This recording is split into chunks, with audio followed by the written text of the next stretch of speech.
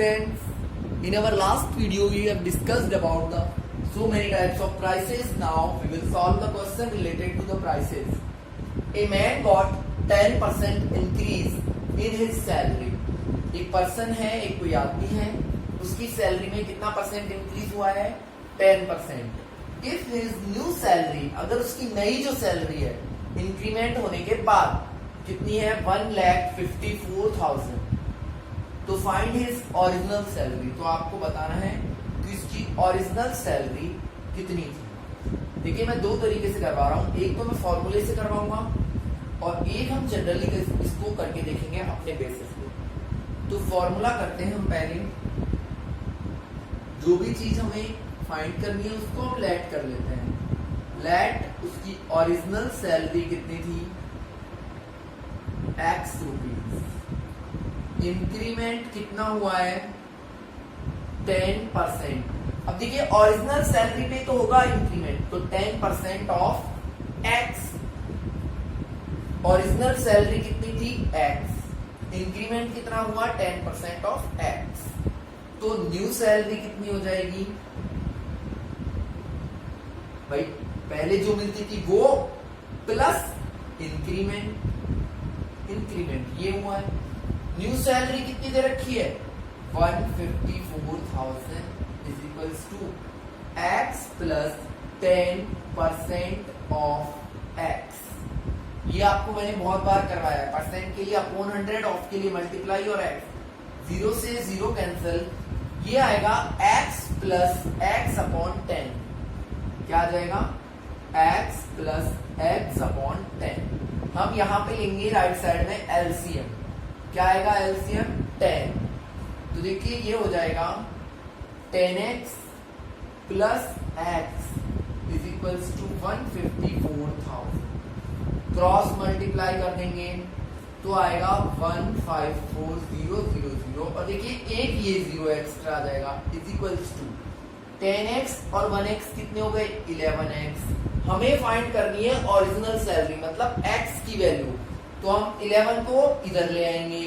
11 को इधर लाएंगे तो ये आएगा अपॉन में. तो हमारा इक्वेशन बन जाएगा x इक्वल्स टू 154,000 अपॉन 11. और आप इसको डिवाइड करोगे तो आएगा 11 1 जा 11, 11 4 जा 44. तो जो ओरिजिनल सैलरी होगी वो होगी 1,40,000. Is that clear? देखिए हमने क्या किया, जो भी हमें फाइंड करना है, ओरिजिनल सैलरी हमें फाइंड करनी थी, उसको हमने X लेट कर लिया. इंक्रीमेंट कितना हुआ? 10% ऑफ X. भाई पहले आपके पास 1,000 है तो उसी पे तो इंक्रीमेंट होगा. तो किस पे होगा इंक्रीमेंट? X पे होगा. तो हमारी न्यू सैलरी क्या होगी? पहले वाली सैलरी प्लस इंक्रीमेंट को ऐड कर दो. तो हमने ऐड कर दिया. वो किसके इक्वल होगा? न्यू सैलरी के इक्वल. और हमने सॉल्व करके X की जो वैल्यू आनी थी उसको फाइंड कर लिया. ये तो है हमारा जो फॉर्मूला हमको एक्चुअल में यूज करना है. अब हम एक जनरल तरीके से और इसको सॉल्व करेंगे. वो देखिए कैसे करेंगे. फॉर एग्जाम्पल हम मान लेते हैं कि उसकी ओरिजिनल जो सैलरी थी वो थी 100. कितनी थी? 100. कोई भी चीज अपने आप में 100% होती है. हम इसको परसेंटेज के अकॉर्डिंग करेंगे. ओरिजिनल सैलरी कितनी थी? 100%. कितनी थी भाई? 100%. अब उसकी न्यू सैलरी देखिए इंक्रीमेंट कितना हुआ है? 10% का. तो 100 में 10% का इंक्रीमेंट कर दिया तो न्यू सैलरी कितनी हो जाएगी? 110%. बिल्कुल सही बात है. अब देखिए 110% क्या है उसकी न्यू सैलरी? किसके अकॉर्डिंग? हमारे अकॉर्डिंग. और क्वेश्चन के अकॉर्डिंग उसकी सैलरी क्या है? न्यू वाली 154,000. क्लियर है?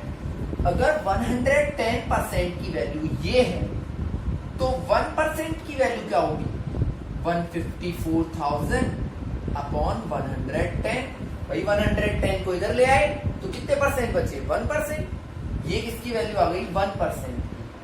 1% की वैल्यू क्या होगी? 0 से 0 कट गया. क्या आ जाएगा 1400। ठीक है भाई, 1% की वैल्यू कितनी है 1400 रुपीज, और हमने ओरिजिनल सैलरी कितनी मानी थी 100%, तो ओरिजिनल सैलरी कितनी हो जाएगी 100%।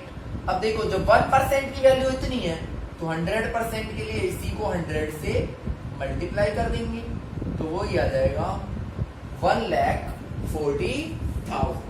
तो आप दो तरीके से एक क्वेश्चन को सॉल्व कर सकते हो। Is that clear? And now the next question is on Sunday 8:45 people went to zoo. Sunday को कितने लोग जू गए 8:45,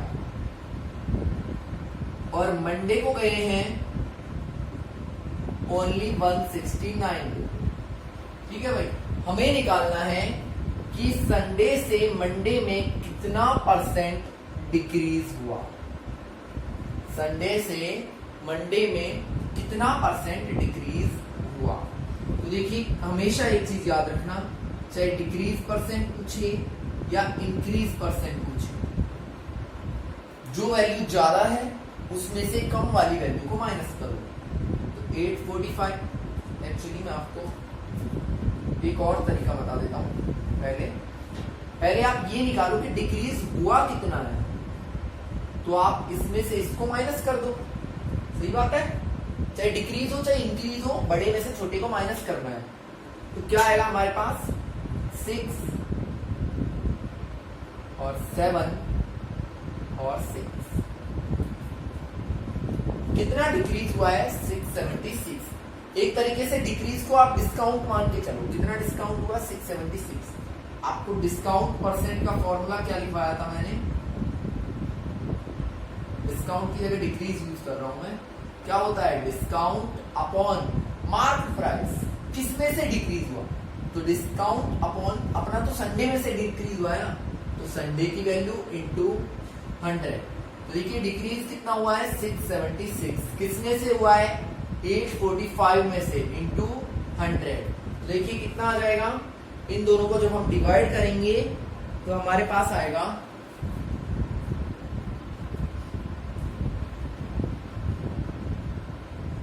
आप कैलकुलेट कर लेना 80% इसकी वैल्यू आ जाएगी। Is that clear? नेक्स्ट चीज देखिए, जो हम दूसरा तरीका यूज कर रहे थे वो, ये तो फॉर्मूला बेस्ड है। अब हम बात करते हैं कि 8:45 जो है उसको तो हम ले लेते हैं किसके इक्वल 100% के इक्वल। जब 100% की वैल्यू क्या है 8:45, तो 1% की वैल्यू क्या होगी चलिए आप तो फॉर्मूला ही याद रख लीजिए, फिर इसमें आप और ज्यादा कंफ्यूज होगे। तो आपका ये मेथड कितना डिक्रीज हुआ है किसमें से हुआ है into 100। It was our question number second. Now the question number third is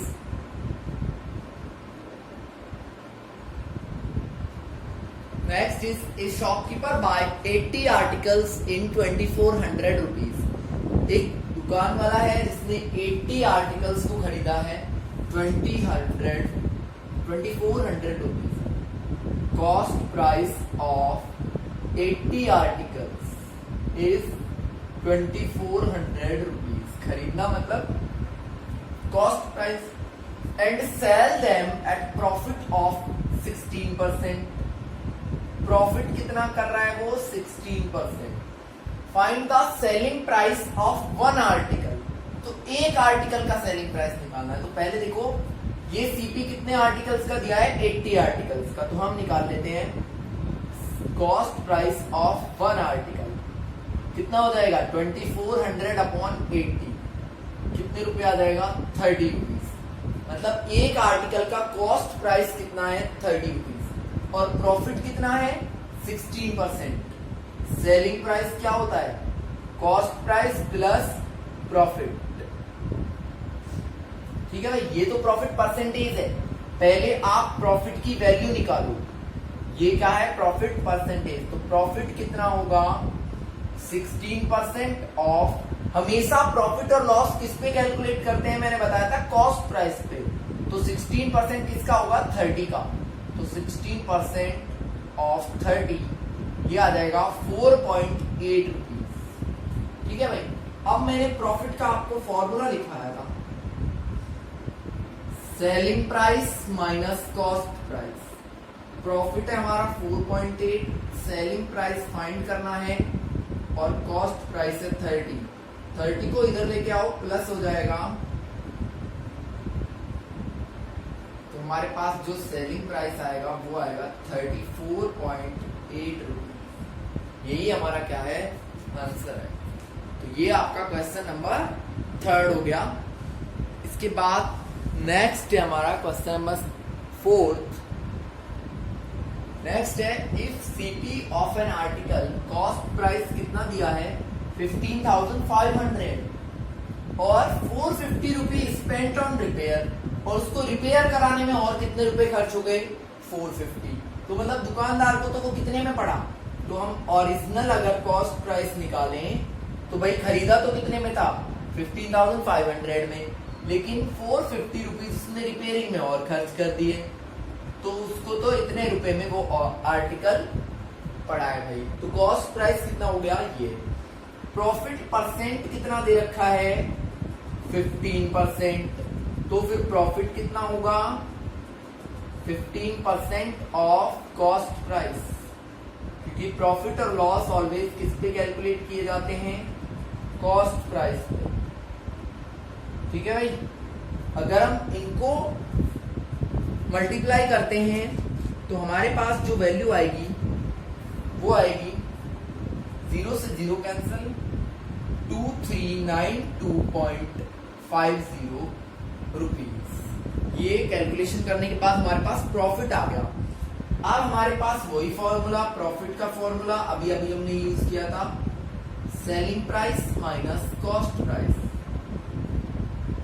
profit is equals to selling price हमें फाइंड करना है और कॉस्ट प्राइस हमारा ये रहा।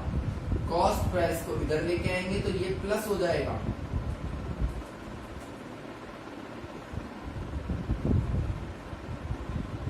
तो देखिए, अच्छा इधर प्लस करना है हमको, तो हमारी जो सेलिंग प्राइस की वैल्यू होगी वो कितनी आ जाएगी, इन दोनों को प्लस करने के बाद हमारे पास आएगा 18,342.50 रुपीज। यही हमारा क्या होगा, सेलिंग प्राइस होगा उस ऑब्जेक्ट के लिए, क्योंकि सेलिंग प्राइस के लिए हम क्या करते हैं कि कॉस्ट प्राइस में प्रॉफिट को प्लस कर देते हैं। ठीक है भाई। ये आपका question number 4। And now question number 5 is a VCR and a TV. यहाँ पे दो चीजों के लिए बात हुई है, एक तो हम बात करेंगे वीसीआर के लिए और एक TV. A VCR and a TV were bought for ₹8,000। दोनों को ही कितने में खरीदा गया है, इसका भी कॉस्ट प्राइस 8,000 और इसका भी कॉस्ट प्राइस 8,000। ठीक है भाई। Shopkeeper made a loss of 4% on VCR. VCR पे तो होता है लॉस कितने परसेंट का, 4% का, और टीवी पे होता है प्रॉफिट कितने परसेंट का, 8% का। टीवी पे प्रॉफिट है 8% का। फाइंड द गेन और loss percent in whole transaction.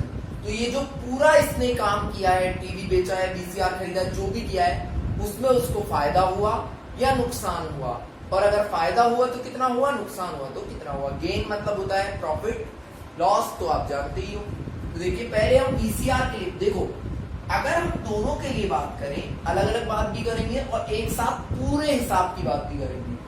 तो अलग अलग तो दोनों का कॉस्ट प्राइस कितना था, 8,000। अगर हम होल ट्रांजेक्शन की बात करें तो कॉस्ट प्राइस तो कितना हो गया, 8,000 प्लस 8,000 कितना हो गया भाई, 16,000 रुपीज। इधर हम दोनों की बात करेंगे। अब देखिए 8,000 पे 4% का लॉस हो गया, 4% का, तो 8,000 इंटू 4/100 ऐसे ही निकालेंगे लॉस। तो कितने रुपए का लॉस हुआ होगा, 320 रुपीज का क्या हुआ, लॉस। ठीक है भाई। और इधर अगर हमें प्रॉफिट निकालना है तो वो भी हम ऐसे निकालेंगे। कैसे 8% ऑफ 8,000, तो 8/100 इंटू 8,000, 20 से 20, ये आ जाएगा 640 रुपीज। ये तो प्रॉफिट हुआ, और ये लॉस हुआ, तो लॉस को तो माइनस करते हैं, प्रॉफिट को प्लस करते हैं। तो देखिए एसपी क्या आ जाएगा यहाँ पे, 8,000 में से 320 को माइनस करेंगे तो आएगा 7680। आप कॉस्ट प्राइस में से लॉस हुआ है तो माइनस कर दो प्रॉफिट को, तो ये आ जाएगा आपका 7680। और यहां क्या हुआ था प्रॉफिट, तो यहां पे एसपी निकालने के लिए इन दोनों को प्लस करेंगे 8640 रुपीज। ये तो अलग अलग बात होगी, अब हम साथ में करते हैं। वीसीआर का एसपी 7680 और इसका 8640, दोनों को प्लस करेंगे तो आएगा 0, 8 and 4 12, 16,320 रुपीज। ये हमारा क्या आया टोटल ट्रांजेक्शन का एसपी। अब कौन सा बड़ा है बताओ, सीपी बड़ा है या SP? SP is greater than CP. It means क्या हुआ है यहाँ पे पूरे ट्रांजेक्शन में प्रॉफिट। अब हमें निकालना है कि कितना प्रॉफिट हुआ है। तो देखिए प्रॉफिट कैसे निकालेंगे, एसपी माइनस सीपी, इसमें से इसको माइनस करोगे तो आएगा 320 रुपीज। अगर इसी में आपसे प्रॉफिट परसेंटेज पूछता तो क्या फॉर्मूला होता है प्रॉफिट परसेंट का, प्रॉफिट अपॉन सीपी इंटू 100, मतलब 320 अपॉन 16,000 इंटू 100, 20 से 20, 10 से 10, 16 2 32। तो कितना परसेंट का प्रॉफिट हुआ है, 2% का प्रॉफिट पूरे इस ट्रांजेक्शन में दुकान वाले को हुआ है। तो हमें इसमें अलग अलग भी फाइंड करना था और फिर होल ट्रांजेक्शन का वैल्यू काउंट करना था कि प्रॉफिट हुआ है या लॉस हुआ है। तो यहाँ पे हमारे 5 क्वेश्चंस कंप्लीट होते हैं। इससे नेक्स्ट जो क्वेश्चंस हैं वो हम करेंगे नेक्स्ट वीडियो में। तो प्लीज वीडियोस को कंटिन्यूली देखें। Thanks and have a nice day.